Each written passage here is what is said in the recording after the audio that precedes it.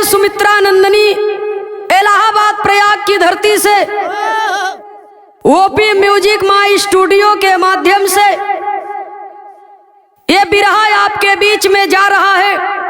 उम्मीद है कि आप लोग इसे पसंद करेंगे, हमें अपना आशीर्वाद देंगे और हमारे इस ओपी म्यूजिक चैनल को आप अपना आशीर्वाद देंगे, शेयर करेंगे, सब्सक्राइब करेंगे, कमेंट जरूर लिखेंगे कि हमारा बिरहा आपको कैसे लगा।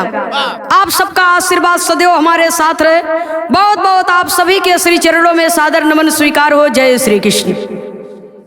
आपने सुना होगा अक्सर कि प्यार में बड़ी शक्ति होती है। अगर प्यार नहीं है तो संसार नहीं है। और प्यार में सर्वप्रथम मानवता का प्यार आता है बाबूजी। जहां पर प्यार नहीं है उस जगह पर संसार नहीं है, वहां पर कोई वस्तु नहीं है, कोई चीज नहीं है। लेकिन प्यार की एक ऐसी कहानी, एक ऐसी घटना आपके समक्ष आई टीवी, पेपर, पत्रिका के माध्यम से, जिसे मजबूर होकर के बिरहा का रूप देना पड़ा। ऐसा नहीं होना चाहिए। हत्या से अच्छा है कि त्याग दे दे आप उसको। लेकिन मानवता का हनन हुआ इस जगह पर। बिहार का एक हृदय विदारक घटना, अररिया कांड उर्फ कुंवारी विधवा। ये बिरहा आपके बीच में प्रस्तुत है। बिरहा के अंदर 4 लाइन भूमिका का भाव है बाबूजी।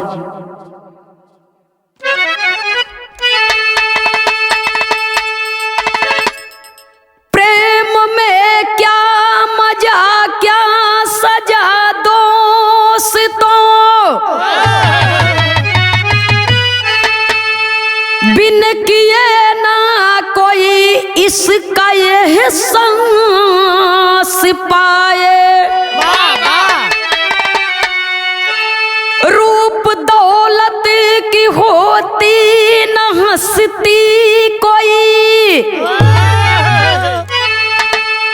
मंजरी भृंग पर अपना तन मन लुटाए। बन के आशिक समा का परिंदा जला, अरे जिंदगी गर्द में उसने अपनी मिलाई। प्रेम पावन समझ कर समारोह पड़ी, दर्द मंगल कभी आस्क में दी दिखाई।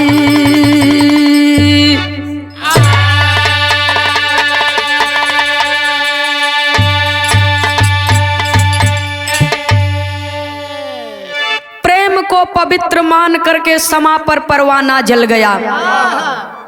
प्रेम को पवित्र मान करके ये संसार की रचना की गई, लेकिन प्रेम जिंदगी के लिए घातक बन गया बाबूजी। बिरहा के अंदर 1 लाइन गजल का भाव है, कहना है।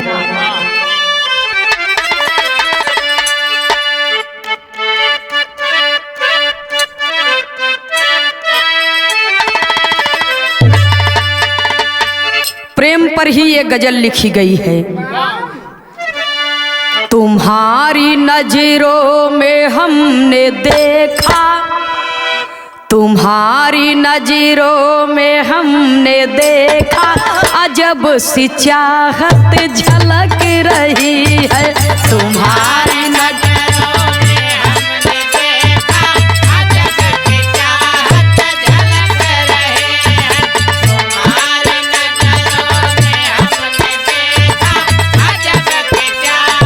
झलक रही है। तुम्हारी नजरों में हमने देखा, अजब सी चाहत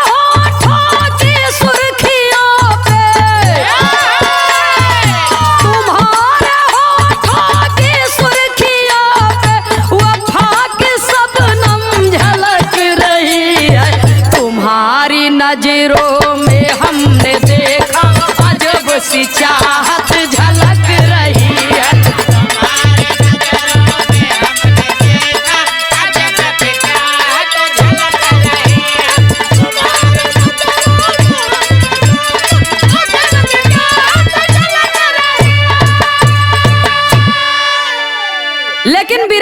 कवि को संकेत करना पड़ा। कहना है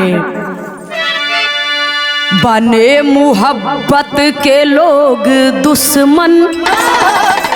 वाह, क्या दुनिया के लोग हैं और दुनिया का कैसा न्याय है बाबूजी, ये इंसानियत का कैसा न्याय है।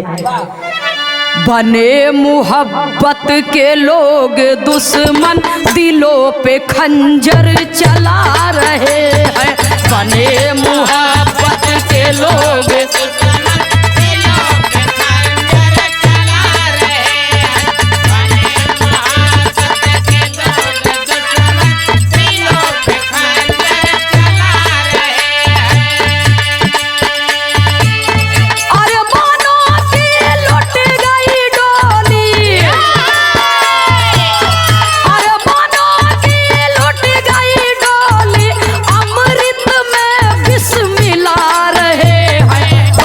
मोहब्बत के लोग दुश्मन, दिलों पे खंजर चला रहे हैं।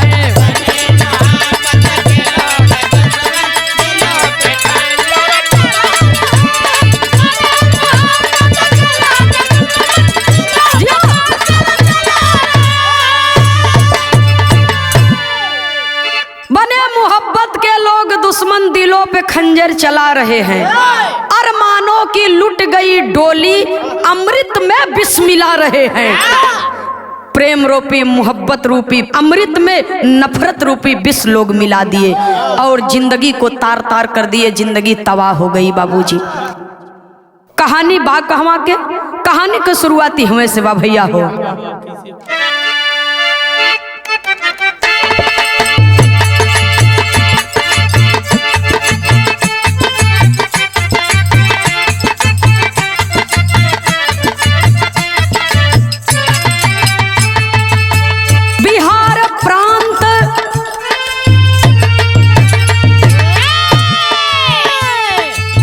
बिहार प्रांत अररिया की ये हकीकत है।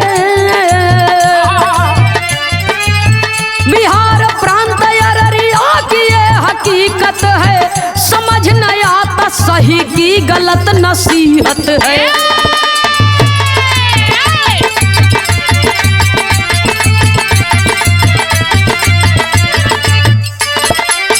गांव खरसाई जहां यादों की बस्ती है। गांव खरसाई जहां यादवों की बस्ती है। धीरेन्द्र यादव की चमकी हुई गृहस्थी है।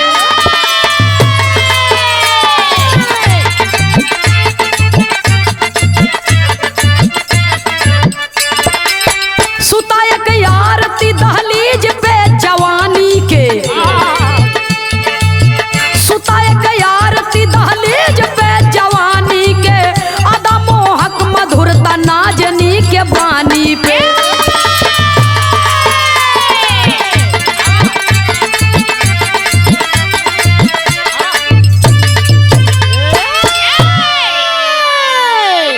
गौर करेंगे बाबूजी, कवि की कलम संकेत करती है हिंदुस्तान की धरती पर रहने वाले लोगों से।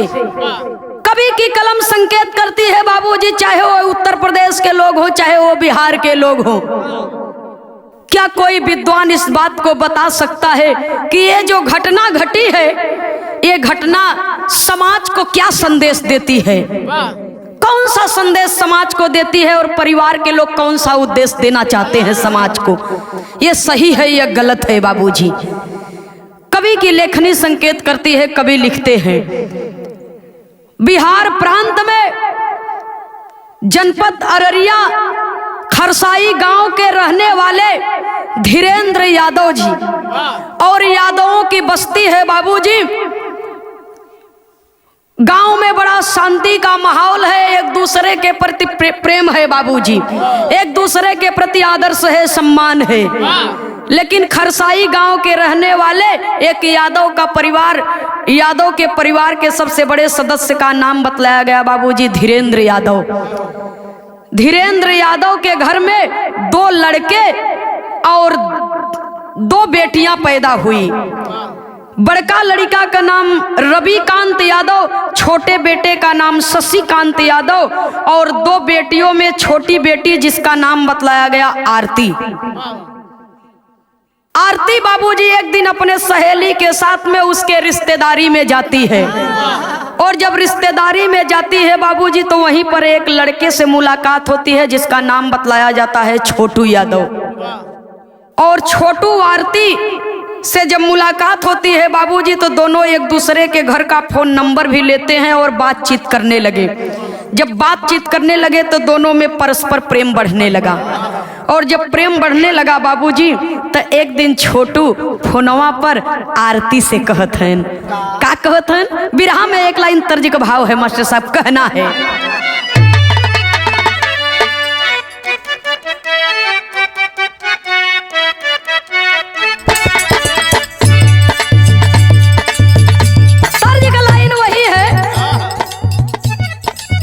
गजब के रूप तोहार,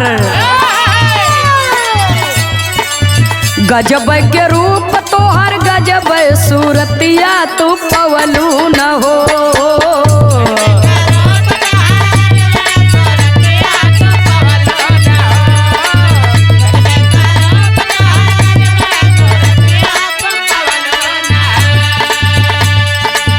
गजब के रूप तोहर, गजब सूरतिया तू पवलू न हो।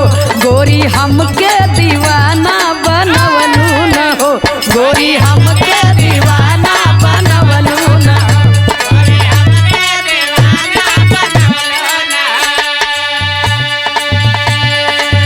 लेकिन छोटू का कहत हन आरती से कि अब दूरी बर्दाश्त नहीं होत बा। आरती कहत हन काहे दूरी नहीं बर्दाश्त होत बा तो माई बाबू से बात कर, बारात लेके आवा, शादी करके दुल्हन बना के हमके घरे ले चला। लेकिन छोटू का कहत हन मीठी मीठी बोल तोहार, मीठी मीठी बोल तोहर जैसे कोयलिया लुभवलू न हो।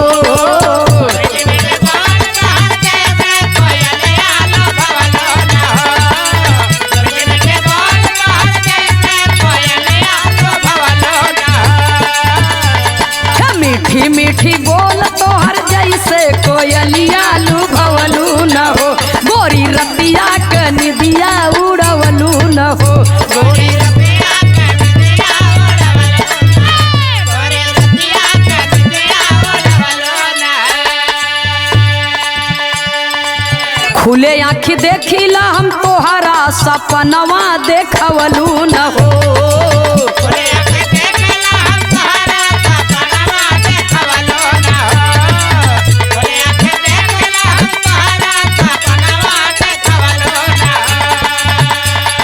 खुलल आँख देखिला हम तोहरा सपनवा देखवलू न हो। मोरे मन में दिया नवा जरवलू न हो, मोरे मन में दिया नवा जरवलू न हो।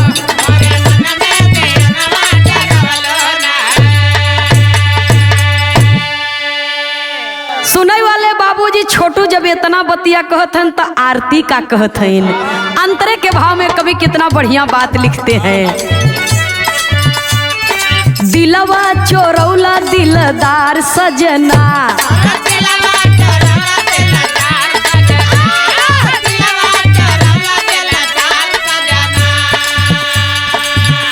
अरे एहरो बायागी लगल ओतना, एहरो बायागी लगल ओतना।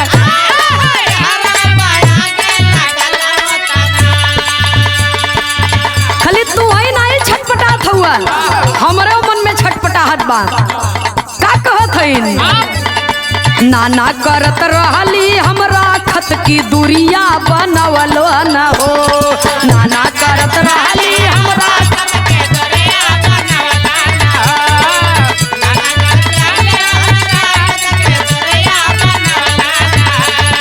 नाना करत रहली हमरा खत की दूरिया बनवला न हो।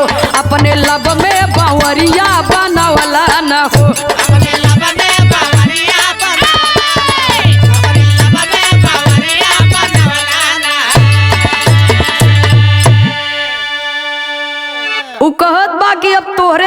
हमके एको पल चैन नहीं बा।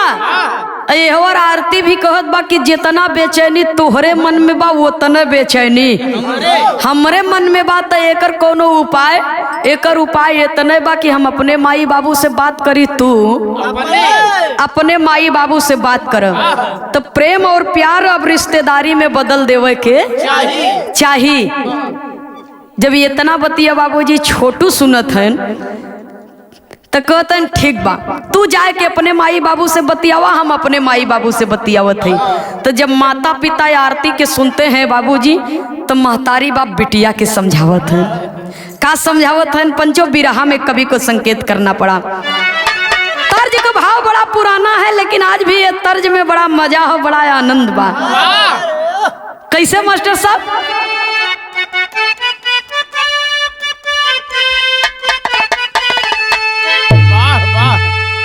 अरे या वही तबानी हम और बरह बारिश के,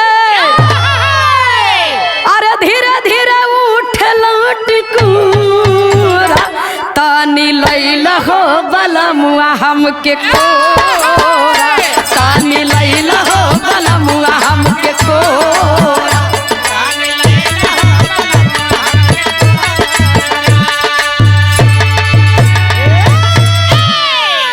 लेकिन बाबू माई का समझावत हैं, बिटिया के सुन के समझाए के कहत का है।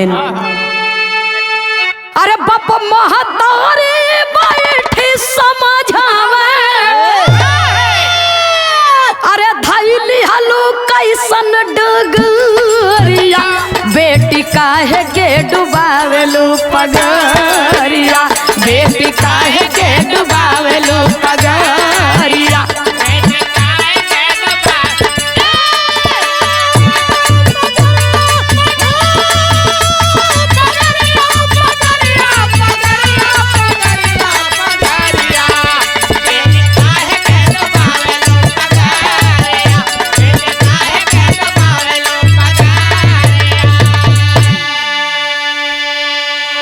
समझावत हन, समझा के कहत हन,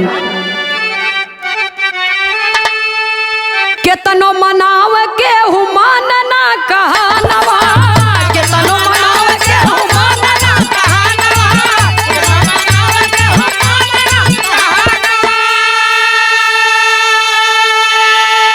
प्रेम का पखेरू उड़े लागल या समानवा,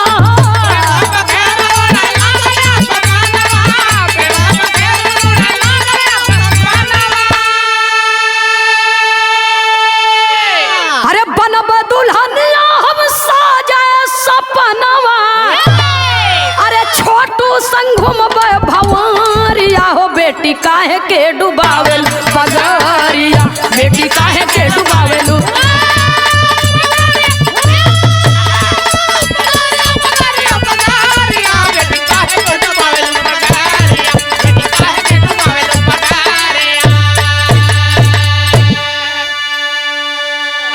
छोटू का महतारी बाप तो राजी हो गए, ठीक है अगर तुम प्यार करते हो, तुम शादी करना चाहते हो तो मैं राजी हूँ। लेकिन यार आरती का महतारी बाप समझावत हैं कि बिटिया देखा गलत रास्ता मत पकड़ा, गलत रास्ता मत पकड़ा। नात रिश्तेदार का लोग सुनी, अगल बगल के अड़ोसी पड़ोसी के लोग सुनी तो का कही, बड़ी बेइज्जती हुई। बाप का पगड़ी मत डुबावा। लाख मना करते हैं बाबूजी, घरे के लोग कितनो मनावे केहू न माने कहनवा, प्रेम का पखेरू उड़े लागल या समनवा। सुने वाले बाबूजी, प्रेम जौन दोनों के दिल में बा, वो दोनों का दिल का प्रेम बाबूजी पखेरू बनकर के आसमान में उड़ रहा है, सपना सजो रहा है। अपने मन में प्रतिज्ञा कर लेती है आरती की अगर शादी न करबा तो छोटू के माता पिता राजी हैं, हम दोनों चले जाएंगे घर से और मंदिर में शादी करके अपना परिवार बसा लेंगे। जब इतना बतिया प्रतिज्ञा कर लेती है बाबूजी तो कवि को संकेत करना पड़ा, बिरहा शैली में टेरी के भाव में लिखना पड़ा।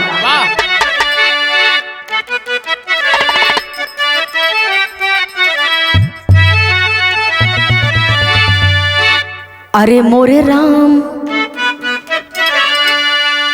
अरे पुराला नहीं सबके सपना, अरे कबहू चतुर खेवैया के नैया डूबी जाला, कबहू चतुर खेवैया के नैया डूबी जाला, पुराला नहीं सबके सपना, केहू के नहीं सबके। सुने वाले बाबूजी, सपना तो सब देखते हैं, कोई दौलत का सपना देखत बा, कोई धन का सपना देखत बा, कोई ये दुनिया में नाम और शोहरत का सपना देखत बा, लेकिन सबका सपना पूरा नहीं होता है। लाखों में कोई एक होता है बाबूजी जिसकी मुरादें भगवान पूरा करता है। इसलिए कवि को संकेत करना पड़ा, कबहू चतुर खेवैया के नैया डूबी जाला, नाव का खेवनहार भी कबो कबो बाबूजी वक्त के लहरों में डूब जाता है, समय के लहरों में डूब जाता है। इसलिए कवि को संकेत करना पड़ा। जब आरती नहीं मानती है, चोरी चोरी मिलती जुलती है, बात करती है बाबूजी, तो घर के लोग समझ गए कि अब ये लड़की मानी न, तो घर के लोग एक योजना बनाए और योजना के तहत आरती से छोटू का फोन नंबर लेते हैं। छोटू का फोन नंबर लेकर के बाबूजी आरती की भाभी छोटू से फोन करती है और फोन पर कहती क्या है। बिरहा में कवि को संकेत करना पड़ा बाबूजी।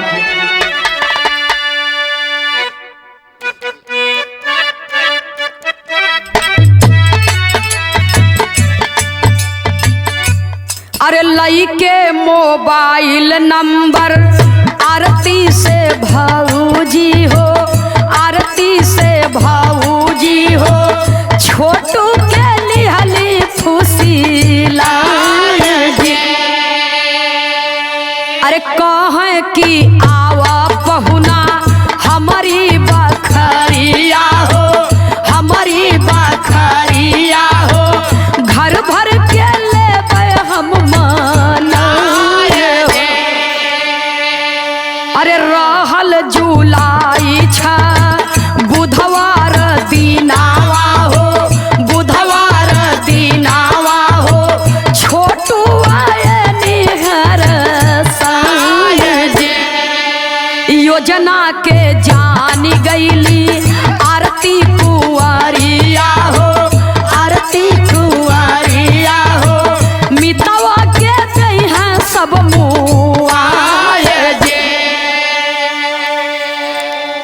सुने वाले बाबूजी, आरती का भौजी जब जान गई कि अब ये लड़की नहीं मानेगी, तो एक योजना पूरा परिवार भर मिल करके बाबूजी रचे और उस योजना के तहत उसकी भाभी, आरती की भाभी छोटू को फोन करके कहती है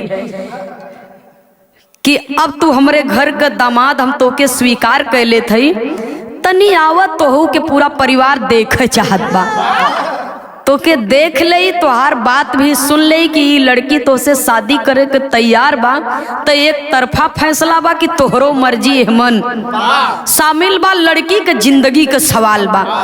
छोटू का है हमार मर्जी तो शामिल है बा, हम तो चाहत हई कि शादी जरूरी बा, हम लोगों ने प्रेम किया है, हम लोगों ने प्यार किया है, तो अब बगैर शादी के हमार लोग का जिंदगी अब बीती उती नहीं, अब बियाह करब तैयारती से करब नहीं, कुंवारे कुंवारे संसार में रह जाब, लेकिन बियाह कोई से कोई दूसरे से न करब। तो कहे ठीक बा, हम तोरे मन के बात समझ गए, लेकिन तनी घरवा आवा। तो भाभी कब आई? आज सांझ के टाइम में आवा, पूरा परिवार इकट्ठा रही और आरती तो खुश हो गई कि मेरे परिवार के लोग राजी हो गए। आरती खुश हो गई बाबूजी, और खुशी में झूमत बा, ओकरे खुशी का कोनो ठिकाना नहीं बा। लेकिन शाम को जब छोटू घर पे आते हैं तो दुअरिया पर छोटू बैठा है, घरवा में पूरा परिवार मिल के योजना बनावता, पूरा परिवार मिल करके योजना बना रहे हैं कि अन्हियार हो जाई तो एक मुआए दिया जाए। और आरती के कान में भनक पड़ गई, और जब भनक पड़ गई बाबूजी तो आरती जाती है और अपने मन के मीत छोटू से कहती है। बिरहा में एक लाइन तर्ज का भाव है मास्टर साहब।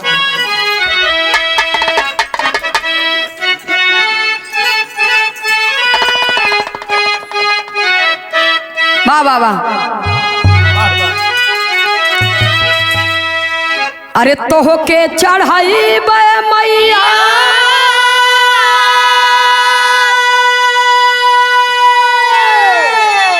तोह के चढ़ाई बे मैया अरे नारी अरे चुनारिया हो की गंगा मैया पार कैदा हमारी नारिया हो की गंगा पार कैदा हमारी नारिया हो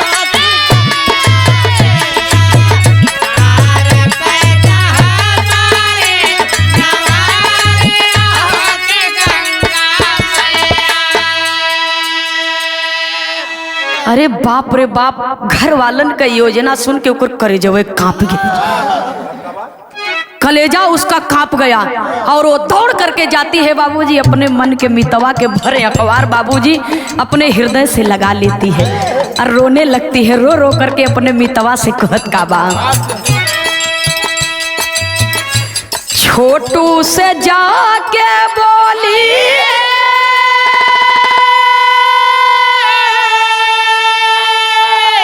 छोटू से जाके बोली आरती तौने छानवा की मितावा हमारे भागी जाता लइके अपन जानवा की मितावा हमारे भागी जाता लइके अपन जानवा की मितावा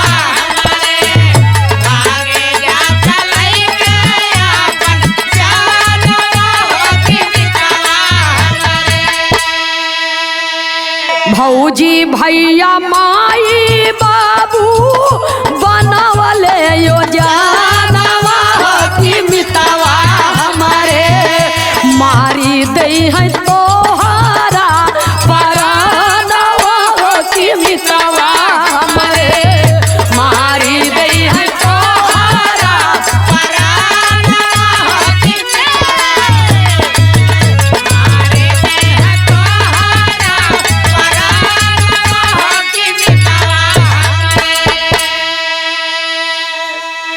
अपने मन के मितवा से कहत बा कि धोखा हो गया, बहुत बड़ा धोखा हो गया है।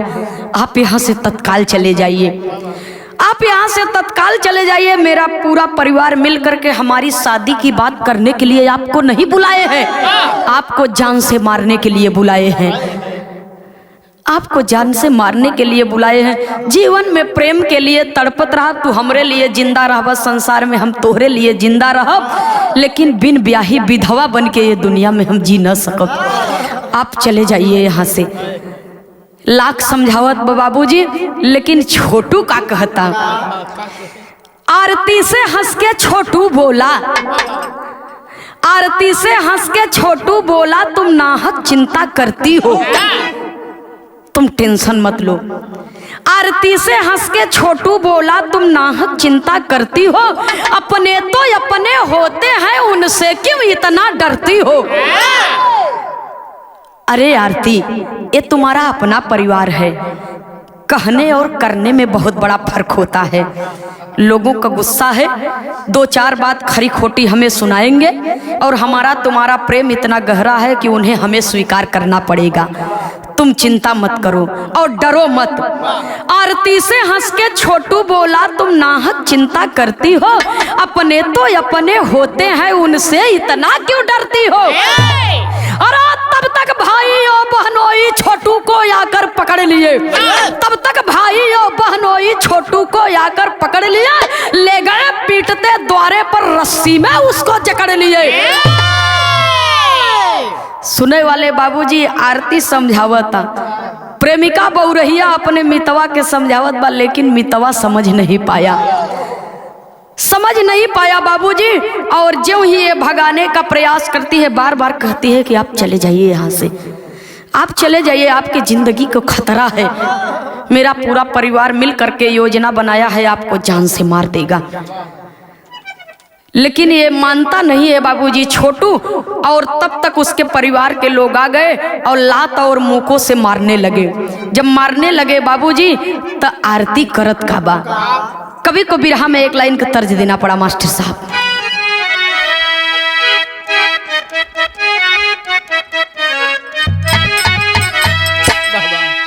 रोए रोए के गुहार लगावे अड़ोसी पड़ोसी के लोग से कहत बा, हमारे मितवा के लोगवा बचाएला बचाएला, हमारे मितवा के लोगवा बचाएला बचाएला, हमारे मितवा के लोगवा बचाएला। बाबूजी और भैया का गोड़वा पकड़ के बाबूजी रोए या रोए के कहे, इनके बदले में हमके मुआवजा, इनके बदले में हमके मुआवजा, मुआवजा हमारे मितवा के लोगवा बचाएगा बचाएगा, हमारे मितवा के लोगवा बचाएगा बचाएगा, हमारे मितवा के लोगवा बचाएगा। जब लोग सुन नहीं रहे हैं बाबूजी बड़े निर्दयता से उसको मार रहे हैं पीट रहे हैं। और जब मार रहे हैं बाबूजी तो आरती करती क्या है, छोटू के ऊपर आगी रीबा भहराई, गोदिया में मितवा के हली हली लुकाई, गोदिया में मितवा के हली हली लुकाई, गोदिया में मितवा के हली हली लुकाई।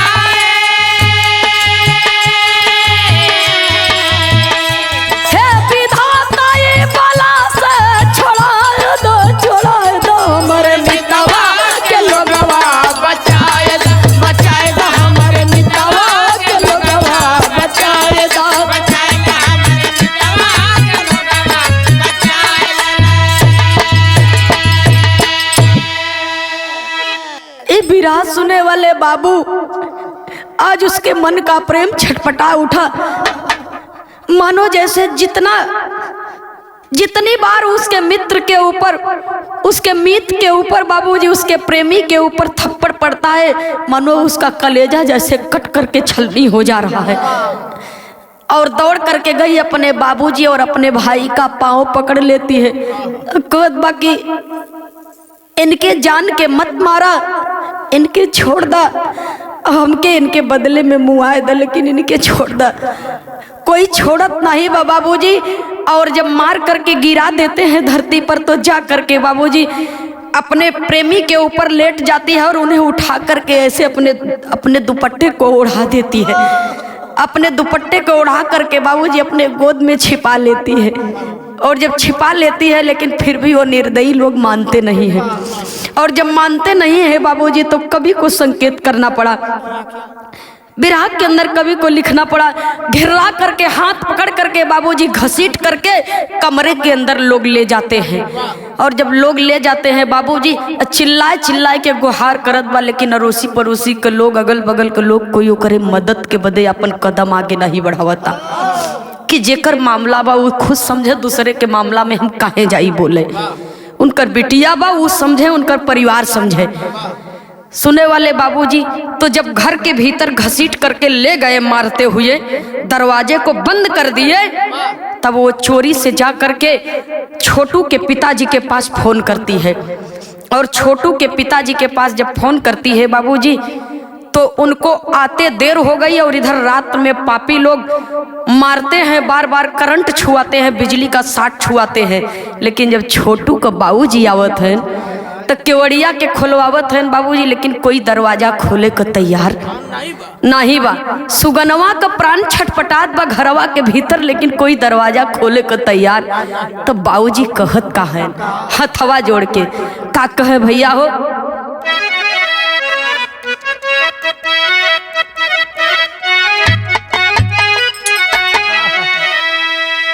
ए भैया हमर बेटवा गलती की है तोरे लोग के बहकाए में तोरे दरवाजे पर आए के, लेकिन हम तो लोग से भीख मांगत हई, हमार बात के सुनला, हमार बिनती के सुनला। बाबूजी कहत कहा है, खोली के केवरिया देखाए देता हीरावा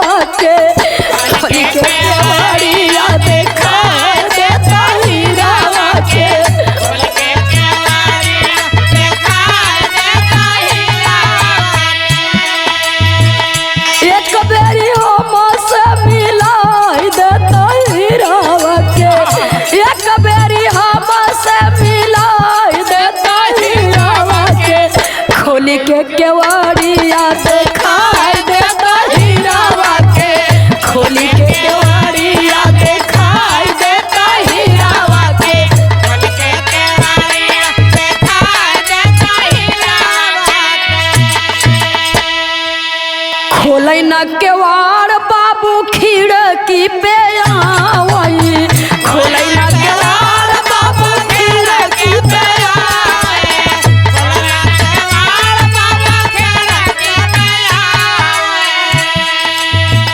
पानी पानी कहै लाल पानियो न पावै, पानी पानी कहै लाल पानियो न पावै, पानी पानी कहै लाल पानियो न पावै। घूट भर पानिया पियाई देतै रावा के, घूट भर पानिया पियाई देतै रावा के, खोली के केवड़िया देखाई दे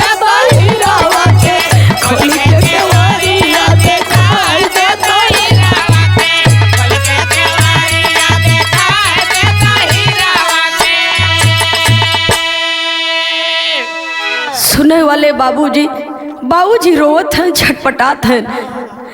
बेटा के ऊपर मार परत बा, बाबूजी के जैसे प्राण निकल जाई जाए के बाबूजी औलाद के गम फौलाद को पानी बना देता है। चाहे जैसे भी अपन औलाद होए बाबूजी, लेकिन औलाद के प्रति पीड़ा माता पिता के हृदय में रहता ही है। बाबूजी जाए के कहते हैं कि भैया तनी दरवाजा खोल दा, हम अपने बेटा के यहाँ से लेके चल जाई, हमार बेटा अब दोबारा तोरे द्वारे कबो न आई, हम अपने बेटा के लेके चल जाई, हमरे बेटा का प्राण बख्श दा, हमार बेटा तोरे द्वारे कबो न आई, बाबू गलती हो गई माफ कर दा। लेकिन घर के लोग दरवाजा नहीं खोलते हैं और खिड़की खुली है। जब चीख निकले छोटू के दिल से, दर्द भरी चीख बाबूजी पिताजी के हृदय को बेध देती थी। और खिड़की से जा कर के बाबूजी झांक रहे हैं, बेटवा के बाबूजी बेटा के ऊपर मार पड़त बा, अब पानी पानी बेहोश हो जाए। जब होश में आवे तो कहे तनी एक घूट पानी पिया द, तेरे सब पानी पिया द, बाबूजी बचाइए, बाबूजी मुझे बचाइए, चिल्ला रहा है बचाओ बचाओ करके बाबूजी। लेकिन मजबूर पिता का कोई बस नहीं चलता है और खिड़की से पिताजी रोते हैं कि तनी सा एक घूट पानी हमारे लाल के पियाए द। लेकिन पापी लोग पानी भी नहीं देते हैं और करते क्या है, कवि को संकेत करना पड़ा। विदेशिया के लाइन में कवि लिखते हैं, अरे हाई हो विधाता तोहरी कैसन लिखनिया हो, अरे जनवा के भूखा भइल बाबू ओ बीरनवा,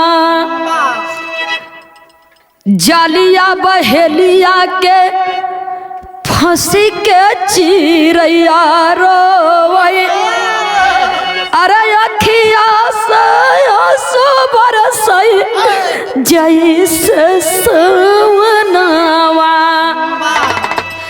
अब बिजली के साट पापी देह में छुआवै लगल, केहू न गोरा सुनै तड़पे परनवा। सुने वाले बाबूजी लात और जूतों से हाथ से मार रहे हैं, डंडे से तो मार रहे हैं, लेकिन कहते हैं कि इसको ऐसा सबक मिले ताकि दोबारा दुनिया में कोई इतनी बड़ी गलती करने की हिमाकत न कर सके। वही बाबूजी बिजली का साट छुआ देते हैं और बिजली का साट बाबूजी जब शरीर में लगता है तो प्राण छटपटा जाता है। जब प्राण छटपटा जाता है बाबूजी और मार मार करके बिजली का साट बाबूजी छुआ करके अंत में पापियों ने मौत के घाट उतार दिया। और जब मौत के घाट उतार दिया बाबूजी तो आरती रोती है और रो रो करके कहती है। बिरहा में कवि जी बड़ी बेजोड़ धुन का भाव लिखे, कैसे मास्टर साहब?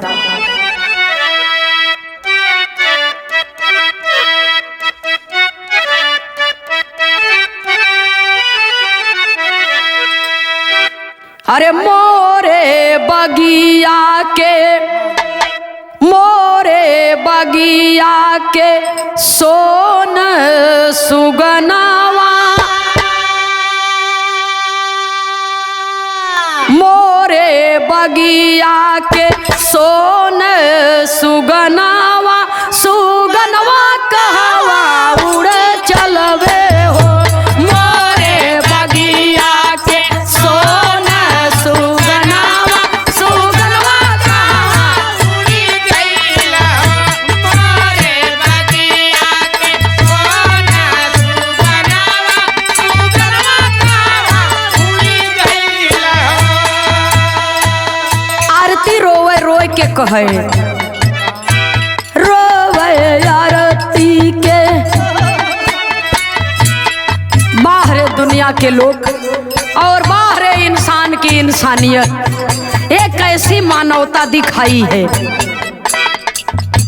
रोवे आरती के बरसे नयनवा साजनवा हमके छोड़ी गइल हो। रोवे आरती के बरसे नयनवा साजनवा हमके छोड़ी गइल हो। रोवे आरती के बरसे नयनवा साजनवा हमके छोड़ी गइल हो। कहवा उड़ी गइल छोड़ी के चमनवा सपनवा हमारा सुना भइल हो। कहवा उड़ी गइल छोड़ी के चमनवा सपनवा हमारा सुना भइल हो। कहवा उड़ी गइल छोड़ी के जमानावा सपनवा हमारा सुना भइल हो।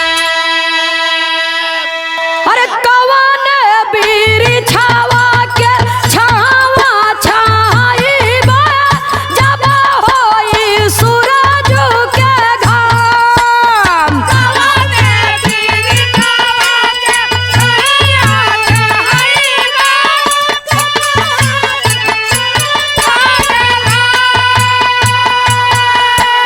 मंगिया भरायल नाही तारा से लीलरावा जिंदगी भइला सुनसान।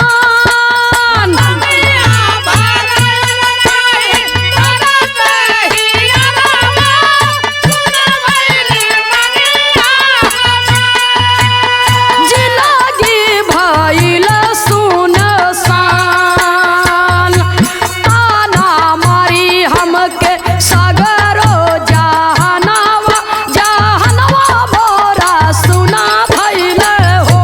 ताना मारी हमके सगरो जहनवा जहनवा हमारा सुना भइल हो। ताना मारी हमके सगरो जहनवा जहनवा हमारा सुनवैल रो रही है, तड़प रही है कि मैं कितनी बड़ी अभागन हूँ, मैं कितनी बड़ी अभागन हूँ। इस दुनिया से मेरा प्रेमी चला गया, मेरे घर के लोग मेरे प्रेमी को पीट पीट करके मार डाले। अब ये दुनिया में मैं कैसे जिंदा रहूंगी? ये दुनिया में मैं किसको अपना मुंह दिखाऊंगी? लोग मुझे ताना मारेंगे, मुझे अपने प्रेमी की हत्यारन कहेंगे। अब तो मेरी जिंदगी मौत से भी बदतर हो गई है। अपने मितवा का लसिया देख के गम बर्दाश्त नहीं कर पावत बा, बेहोश हो जाती है। और जब बेहोश हो जाती है बाबूजी, कभी कुछ संकेत करना पड़ा, विरह में पपट के लाइन में लिखना पड़ा।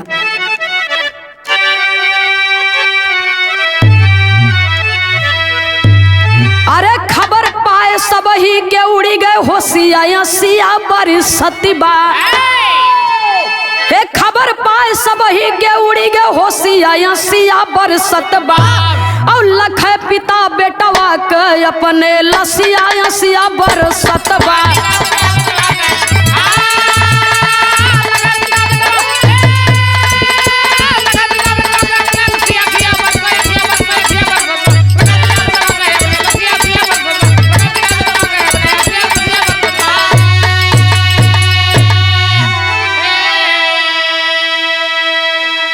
ए बाबू उमेश यादव के साथे में आए कुछ नौजवान हो। धीरेन्द्र के घर तोड़ फोड़ कर किए बहुत नुकसान हो।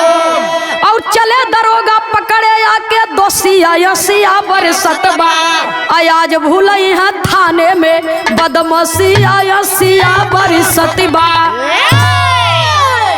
सुने वाले बाबूजी, जाने वाला तो इस दुनिया से चला गया, जाने वाला इस दुनिया से चला गया बाबूजी। पापियों ने पीट पीट करके मौत के घाट उतार दिया छोटू को। आरती की तबीयत खराब है, बचने की दशा नहीं है बाबूजी। जिंदगी और मौत से जूझने लगी, बार बार बेहोश हो जाती है और बार बार मुंह पर पानी का छींटा मार करके उसे होश में ले आ जाता है। और जब इतना बात छोटू के घर वाले सुनते हैं बाबूजी, तो उमेश के साथ में 2-4 लड़के और आए और धीरेन्द्र यादव के घर पर तोड़ फोड़ मचाने लगे बाबूजी। हंगामा कर दिए, तोड़ फोड़ मचाने लगे, हंगामा कर दिए, काफी नुकसान हुआ। और थाने में खबर गई, थानेदार साहब अपने दल बल के साथ में पहुंचे और दोषियों को गिरफ्तार किए। जब गिरफ्तार किए बाबूजी, तो होता क्या है, कवि को संकेत करना पड़ा, कहना है।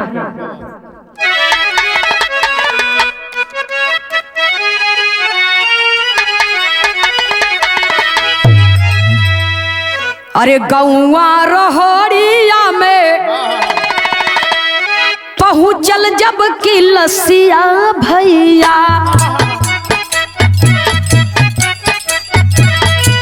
माई राधा देख के गिरी गईली गस खाई। आरती कहई कि हम हो साथे जली जईबैन के, छोटू के सिवाना के हूँ दुनिया में बाए। लोग समझावे लागे लैया ये भवनवा भैया, जा बनई हरना कहई रोई के बिल खाई।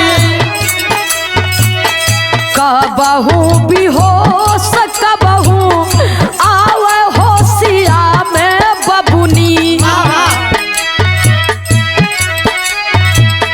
बिगड़ी हलतिया सब गइल घबराई।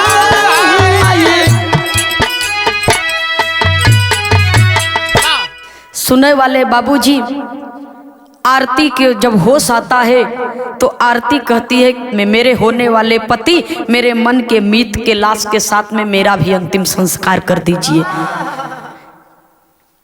छोटू के अलावा अब इस दुनिया में मेरा कोई नहीं है, मेरे मन के मितवा के अलावा अब इस दुनिया में कोई नहीं है। मैं किसके लिए जिंदा रहूंगी और किसका आश्रय देखूंगी।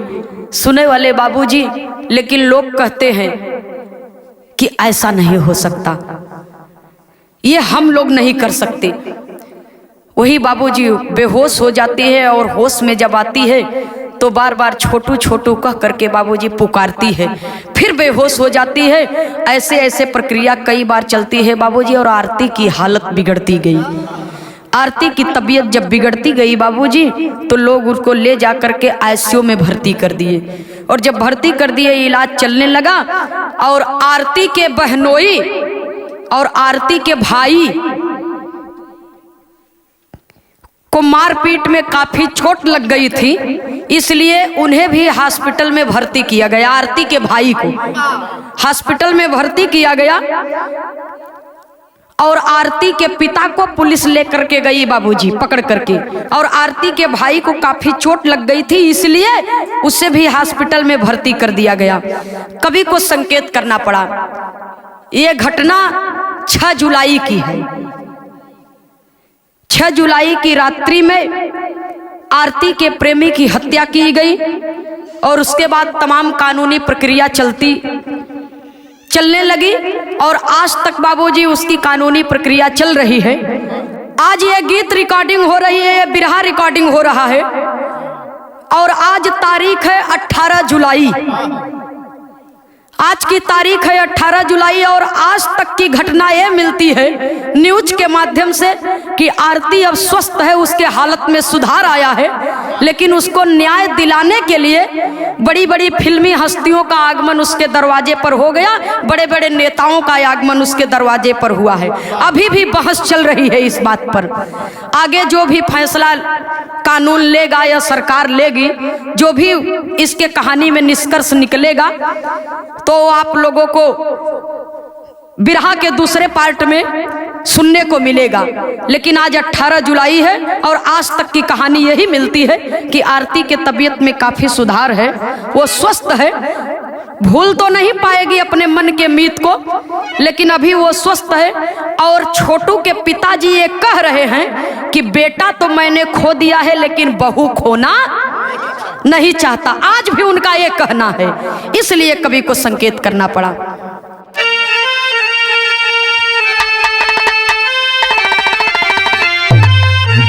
अरे सुनी मंगिया सुना बा बेटी के मथावा, ए बाबू सुनी मंगिया सुना बा बेटी के मथावा, कैसे काटी जिंदगनिया कुंवारी विधवा।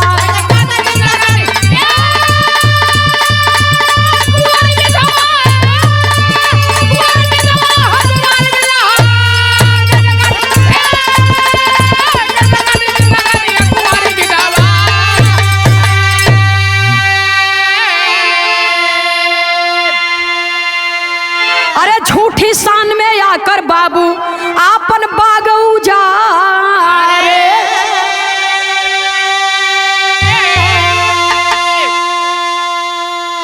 अरे खुशी के बदले दिए हैं गम, नैया डूबी मझधारे कथवा लिखत का पे हथवा कुंवारी विधा।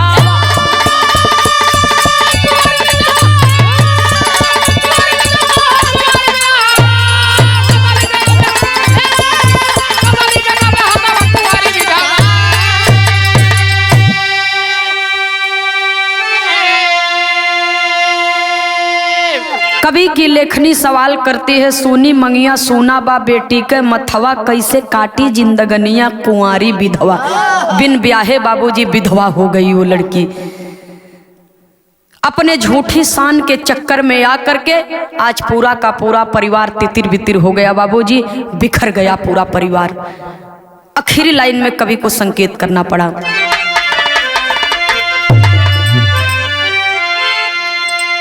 राम हित गुरु सीताराम सद्बुद्धि कहिया जागी, मंगल जौनपुरी कहते तज दो नफरत की आगी।